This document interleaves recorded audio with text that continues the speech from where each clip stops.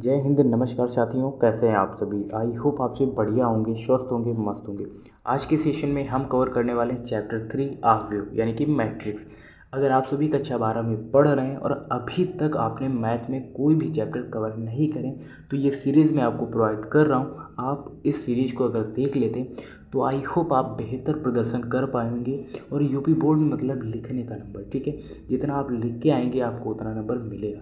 But वही ये content में थोड़ा सा भी अगर आपने अच्छा लिखा है तो एग्जामिनर भी चाहता है कि मैं स्टूडेंट को पास करूं। लेकिन अगर आप लिख कर ही नहीं आएंगे, आप कंटेंट में वो दम ही नहीं लिखेंगे या दम ही नहीं दिखाएंगे तो किस बेस पर आपको टीचर पास करेगा, ठीक है ना। तो अगर आपने अभी तक भी पढ़ाई नहीं करी तो बिल्कुल बेफिक्र रहिए, जो मैं आपको प्रोवाइड कर रहा हूँ निश्चित तौर पर वहाँ से आपको वो टॉपिक्स, वो क्वेश्चंस देखने को मिलेंगे, ठीक है। यहाँ से आपके मिनिमम 5 मार्क्स क्लियर हो जाएंगे। ये वन शॉट वीडियो आपके लिए बहुत ही इंपॉर्टेंट होने वाली और आप सभी के पेपर मानकर चलिए 24 फरवरी से स्टार्ट हो रहे हैं। आई हो तो मैथ आपके लिए कितना इंपॉर्टेंट हो सकता है आप सोच भी नहीं सकते, ठीक है। इसमें मुख्य रूप से हम पढ़ने वाले क्या हैं, जैसे अवयव के प्रकार क्या हैं, अवयव का जोड़ घटाना, यहाँ से क्वेश्चन बनते हैं, गुणा से भी बनता है, ठीक है। अवयवों की संख्या आपसे कभी कभी पूछ लेता है।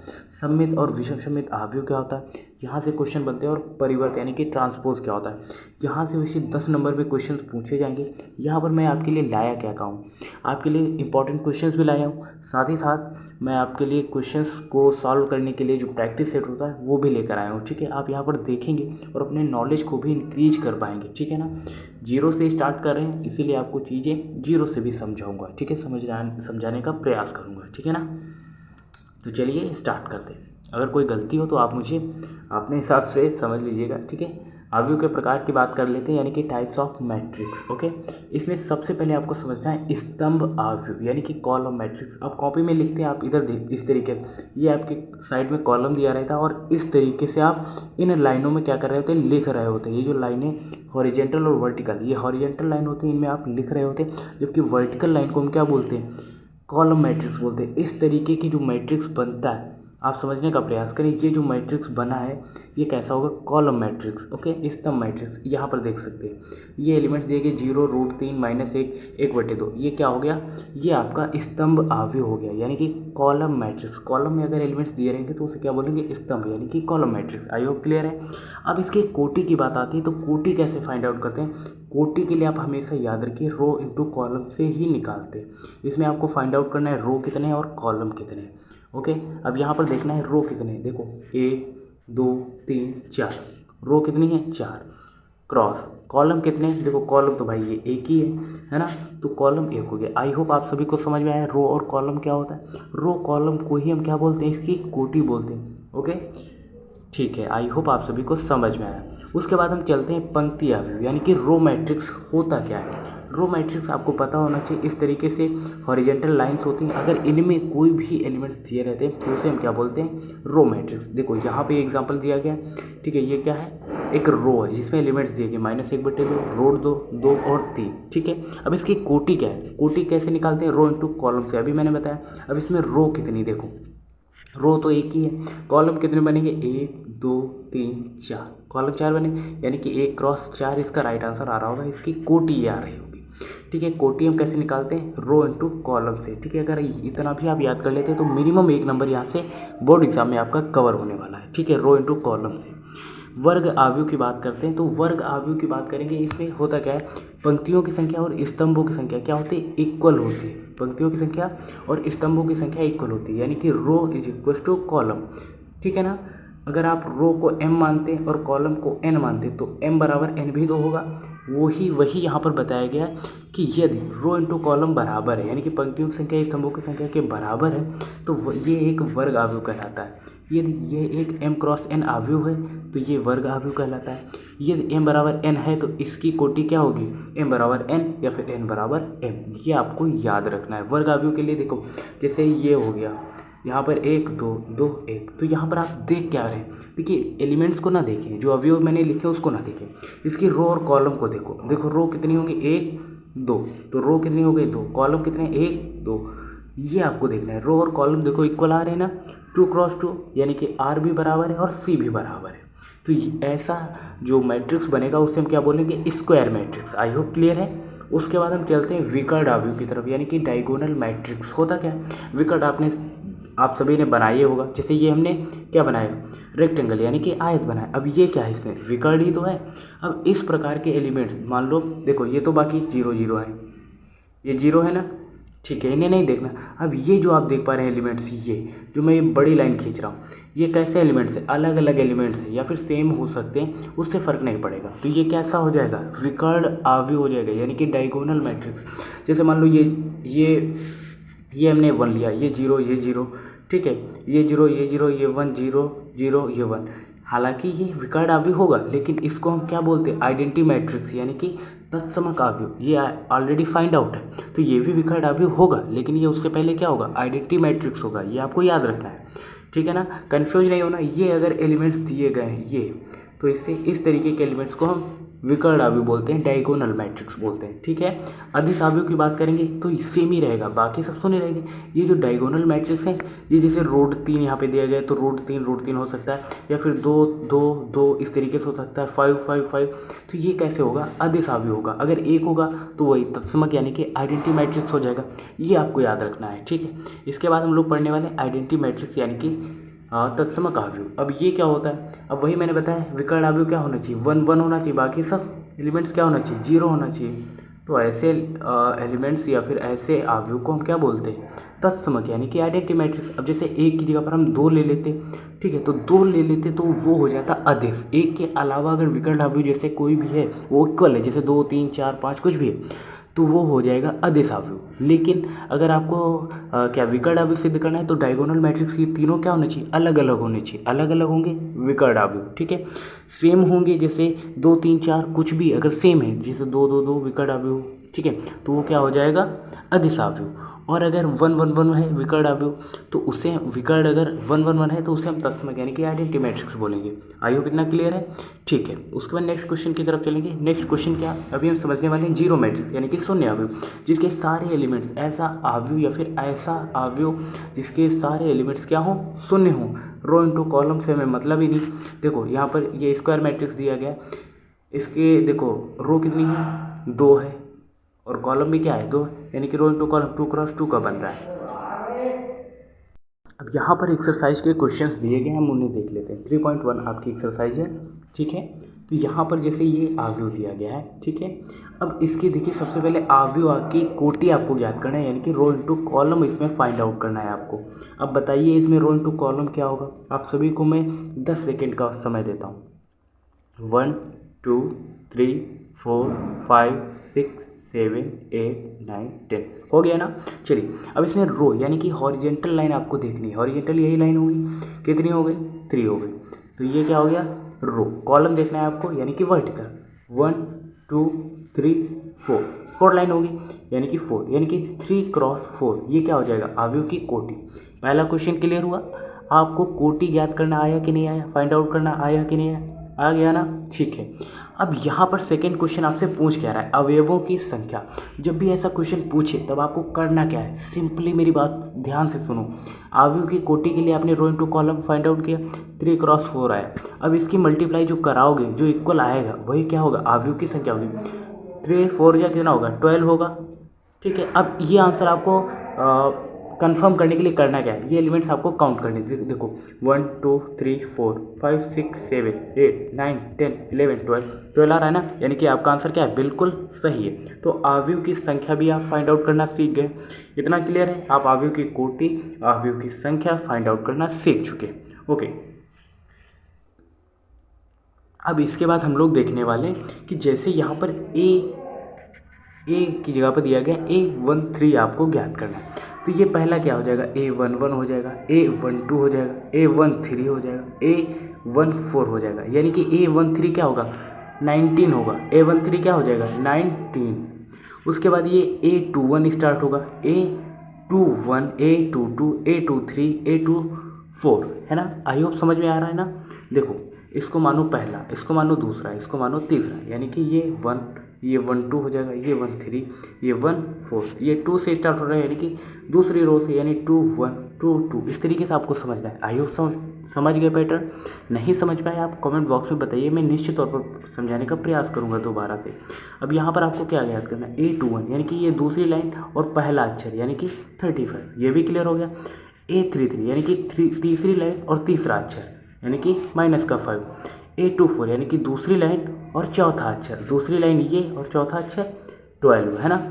A23 दूसरी लाइन और तीसरा अक्षर, दूसरी लाइन तीसरा अक्षर 5/2।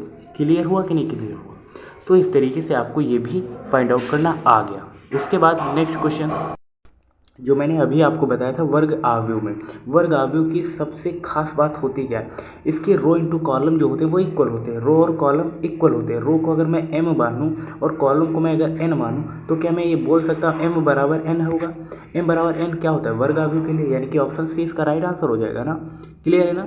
ठीक है, यहाँ पर आप ये मैं क्वेश्चन बताने के लिए नहीं लाया, साथ ही साथ आप ये एग्जाम्पल भी देखिए और ये क्वेश्चन, ठीक है, आपके एग्जाम में पूछा गया। आप इसे इक्वल देखिए, इसको सॉल्व करने का प्रयास करिए। अब क्या कह रहा है, एक्स और वाई के मानों को आपको कैलकुलेट करना है। अब देखो दोनों क्या है, दोनों क्या है, आप इनको क्या कर सकते हैं, इक्वल कर सकते हैं। ठीक है, 3x + 7 = 0 और y - 2 = 5। एक्स और वाई के मान आपको यहाँ पर क्या करने हैं, फाइंड आउट करने, ये आप कर लेंगे।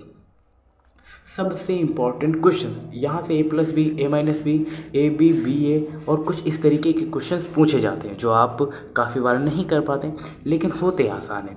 अब करेंगे कैसे, चलिए वो पैटर्न देख लेते हैं। अब जैसे आपसे कहा a + b आप यहाँ पर फाइंड आउट करिए, तो a की वैल्यू तो ये दी गई, b की वैल्यू ये दी गई, तो हम इसको साइड में लिख लेते हैं। a की वैल्यू 2 4 3 2, a + b हम ज्ञात करेंगे, तो ये क्या हो गया, a हो गया। अब प्लस b का मान कितना दिया गया यहाँ पर 1 3 -2 और 5, ये क्या है, ये b दिया गया है। अब आपको इसका मान ज्ञात करना है, देखना कितना आसान है।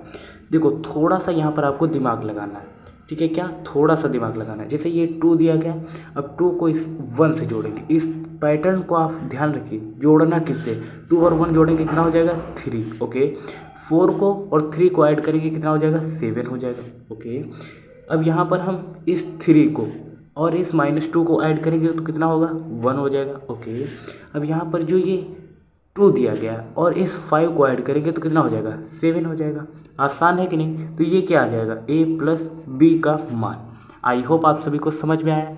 सेम पैटर्न पर हम a - b का मान ज्ञात करेंगे, ठीक है। अब यहाँ पर a का मान कितना दिया गया 2 4 3 2, ये क्या दिया गया a। अगर आपको शोर आ रहा है तो आप थोड़ा सा मैनेज कर लीजिए, ठीक है दोस्तों।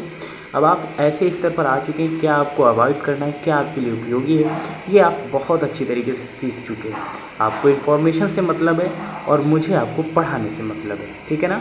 थोड़ा सा बच्चों मैनेज कर लीजिए, मैं भी आप तरीके का ही स्टूडेंट हूँ, ठीक है, तो आप मेरी परेशानी को समझ ही सकते हैं, ठीक है। अब यहाँ पर माइनस करना है, माइनस करने के लिए बेसिकली आपको इस 2 को देखना है और यहाँ पर 1 को देखना है। अब 2 से 1 को माइनस करेंगे कितना बचेगा 1 बचेगा, क्लियर है। अब 4 से हम 3 को माइनस करेंगे तो कितना होगा 1 होगा। 3 से इस 2 को माइनस करेंगे, ऑलरेडी ये माइनस का और माइनस चिन्ह लग जाएगा तो ये प्लस का हो जाएगा, 3 और 2 5, ओके। 2 से हम इस 5 को घटाएंगे तो कितना आएगा -3 आएगा। तो ये तो आपने a + b निकाल लिया और ये आपने a - b काउंट कर लिया। आई होप आपने आव्यूह का जोड़ना और आव्यूह का घटाना सीख लिया। अब बात आती है ए बी और बी ए कैसे निकालेंगे। देखो अब ये 3a - c है, तो यानी कि पहले 3 से मल्टीप्लाई कराओगे इसको और फिर c से घटा दोगे, ये तो आप कर ही लो। अब मैं ये समझता हूँ ये आपको समझ में आ गया। अब ए बी और बी ए निकालना हम लोग सीखते हैं। अब जैसे a के लिए यहाँ पर दिया गया है कितना 2 4 3 2, ओके। अब यहाँ पर b का कितना मान दिया गया, ये मल्टीप्लाई बीच में हमने लगा लिया, ये a हो गया, ये b बीच में मल्टीप्लाई लगा लिया मैंने। b का मान कितना दिया गया 1 3 -2 और ये 5। अब यहाँ पर मल्टीप्लाई करना थोड़ा सा आपके लिए कठिन होने वाला है। कैसे, यहाँ पर रो इंटू कॉलम के हिसाब से हम करेंगे। अगर हम ये रो ले रहे हैं तो यहाँ की ये हम कॉलम लेंगे, ठीक है। अगर a का हम रो लेंगे तो इसका कॉलम लेंगे, ओके। अब हम ये जैसे 2 4 ले रहे हैं तो हम मल्टीप्लाई 1 और -2 में कराएंगे, ओके।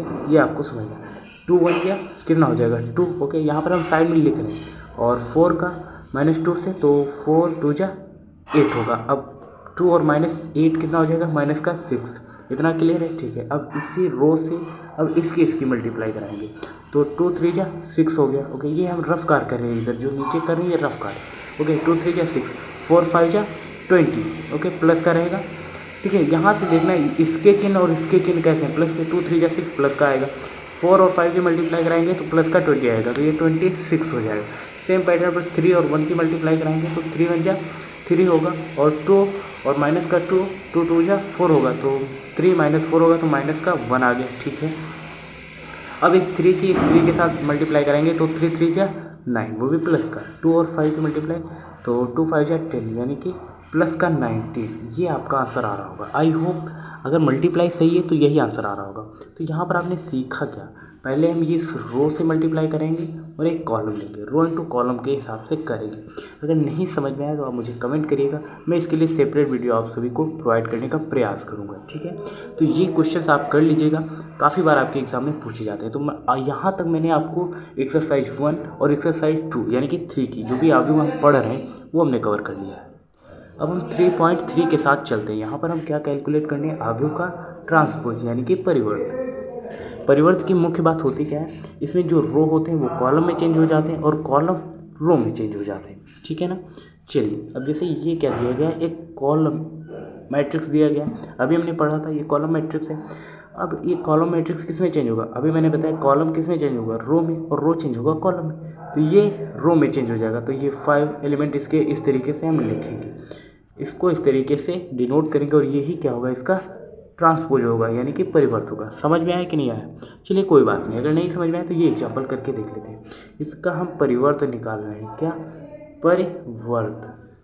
परिवर्त निकालने के लिए जैसे 1 कामा माइनस का 1 दिया गया, अब इसको कुछ इस तरीके से हम लिखेंगे, और ये 2 3 इस तरीके से दिया गया, हम इसे कुछ इस तरीके से लिखेंगे, ये क्या होगा, इसका ट्रांसपोज होगा। रो और कॉलम को हमने चेंज कर दिया।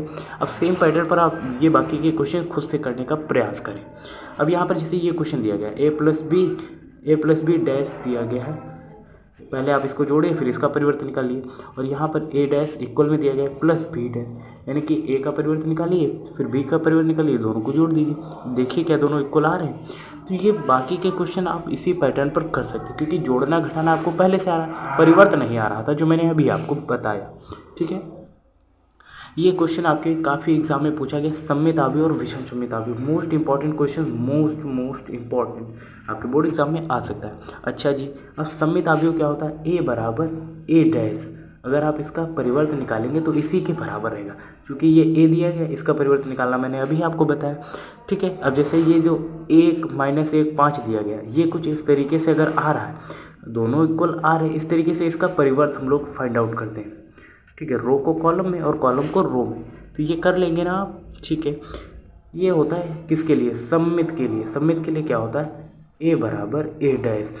ठीक है, अगर आप इसका परिवर्तन निकालेंगे तो वो आव्यूह a के ही बराबर होगा, जबकि विषम सममित की बात करेंगे तो a डैश जो बराबर होगा वो -a के बराबर होगा। ठीक है, तो उसे हम क्या बोलते हैं, विषम सममित आव्यूह। a डैश -a के बराबर होगा विषम सममित, और सममित बराबर होगा a बराबर a डैश के। इतनी बात क्लियर है ना, आप इसे सॉल्व कर लीजिएगा, ये काफ़ी बार बोर्ड एग्जाम में भी पूछा गया और CUT के एग्ज़ाम में भी पूछा गया। ठीक है, तो ये आप तैयार करके जाइएगा। ठीक है ना, तो आई होप इतना क्लियर हुआ होगा। आप मैं सैम्पल पेपर से उठा के क्वेश्चन लाया हूँ जो आप यहाँ पर देख सकते हैं। पहला क्वेश्चन ये दिया गया है 2a + 3x = 5b। अब यहाँ पर x की वैल्यू आपको फाइंड आउट करनी है। पहले तो आप इसे x का मान निकालिए, तो 3x = क्या हो जाएगा, 5b - 2a हो जाएगा कि नहीं हो जाएगा, और x बराबर अगर आप निकालेंगे तो 1/3 ब्रैकेट में 5b - 2a। ठीक है, अब 5b कर लीजिए, b के साथ 5 की मल्टीप्लाई, a के साथ 2 की मल्टीप्लाई घटा दीजिए और डिवाइड में 3 कर दीजिए, बस वही क्या होगा, x की वैल्यू होगी। तो आई होप ये क्वेश्चन भी आप अपने आप से कर लेंगे, आसान है ना। ठीक है, और नेक्स्ट क्वेश्चन ये x + y और x - y बराबर ये दिया गया है, तो आपको x की वैल्यू फाइंड आउट करनी है। अरे दोनों समीकरणों को अलग अलग लिख लो, x + y x - y करोगे तो माइनस प्लस y दोनों कैंसिल हो जाएंगे, और 2x बराबर क्या हो जाएगा, इन दोनों का योग 7 और 3 क्या हो जाएगा, यहाँ पर आपको मैं करके दिखा रहा हूँ। ठीक है, अब जैसे x + y करोगे तो दोनों x क्या हो जाएगा, y कैंसिल हो जाएगा ना, एक प्लस का एक y का, तो प्लस का है एक माइनस का है, तो 2x बराबर क्या हो जाएगा, इन दोनों को योग करेंगे, 7 और 3 10, 0 0 0, 2 और 0 2, 5 और 3 8 हो जाएगा। अब अगर आप इसको 2 से डिवाइड कर दोगे तो कितना आ जाएगा भाई, x का मान कैलकुलेट करने के लिए 2 इधर डिवीजन में आ जाएगा और ये 2 यहाँ से गायब हो जाएगा, तो ये 5 0 1 4 यही आ रहा है ना। तो ये भी क्वेश्चन आप कर लेंगे। तो इस तरीके से मैंने हालांकि आपको चीज़ें जल्दी में बताई, लेकिन ऐसा नहीं है कि आपको समझ में ना आया हो, ठीक है ना। तो अगर आप समझने का प्रयास करेंगे तो निश्चित तौर पर आएगा। और बाकी मैं क्वेश्चंस आपके लिए लेकर आ ही रहा हूँ। चैप्टर वाइज मैं आपको ज़्यादा से ज़्यादा क्वेश्चंस भी प्रोवाइड कर रहा हूँ, कॉन्सेप्ट भी क्लियर करने का प्रयास कर रहा हूँ। हालांकि समय कम है तो चीज़ें भी आपको लिमिटेड ही प्रोवाइड करूँगा, और ज़्यादा से ज़्यादा वही चीज़ें प्रोवाइड करूँगा जो आपके एग्ज़ाम में आने की प्रोबेबिलिटी सबसे ज़्यादा रखती हैं। तो आई होप ये वन शॉर्ट वीडियो आप सभी के लिए इंपॉर्टेंट रहा होगा, और जिन स्टूडेंट को ये पहले से कॉन्सेप्ट क्लियर है तो उनके लिए तो ये बिल्कुल आसान हो गया होगा, है ना। और लास्ट में यही कहना चाहूँगा, जिस हिसाब से हमारा समाज आगे ग्रोथ कर रहा है और जैसी घटनाएं देखने को मिलती हैं तो मन तो काफ़ी विचलित हो ही जाता है। फिर भी मैं जो कर सकता हूँ वो मैं आपको प्रोवाइड कर रहा हूँ। और जीवन शैली पर आधारित जो पंक्तियाँ हैं वो ये हैं कि छोटों को प्यार दें, बड़ों को सम्मान दें, और अपना व्यक्तित्व इस प्रकार विकसित करें कि महिलाएं आपके पास सुरक्षित महसूस करें। जय हिंद, नमस्कार। मिलते हैं ऐसे नेक्स्ट इन्फॉर्मेटिव वीडियो के साथ। तब तक के लिए जय हिंद, नमस्कार।